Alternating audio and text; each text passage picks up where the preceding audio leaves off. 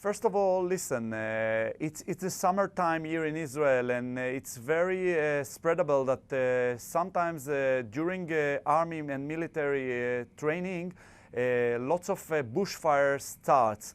So it's really a problem, especially in the Golan Heights or in many other places here in Israel, because everything is so dry and the temperature gets higher, and this can ignite fire. Sometimes it's because someone is firing a shell or something else. And the main problem is that the army sometimes need to correspond with civilians that sometimes in the field, and they can start the fire or ignite it as well. But most of the time that the army is in training, there can be bushfire or things like this. The real damage that caused for this reason is the extinction of many species within the training zone. And this is something that can't be sometimes being tolerated by us, but it's a problem with the army and the green services in Israel. And we are trying to find a way to control it, and mainly trying to report that on news or try to stop it, but try to think about something in particular. The army itself, it doesn't matter if it's the IDF or other army, it's an anti-green movement.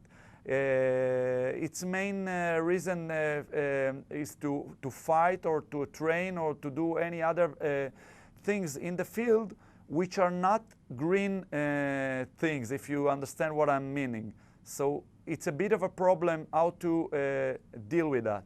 I can tell you about it something very interesting, because since I have finished my last sentence with the phrase that the army is an anti-green movement, there's been a change, a critical change that has been made during the past 10 years, I think, and the army tends to, first of all, send its own people to be trained in environmental issues, and there is lots of cooperation right now with the green movement here in Israel.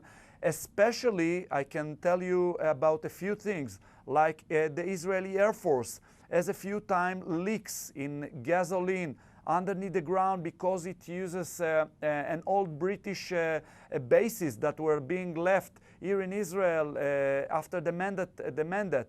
And a few of the leaks caused a lot of problems. So right now the army tend to take responsibility and go towards reconciliation with these green movements, and tend to solve the problem in a green way, if I can rephrase it again, in a green way. But if it's not okay, it's going to pay for what it's doing. So if we are looking back at the past, you are truly right. There wasn't any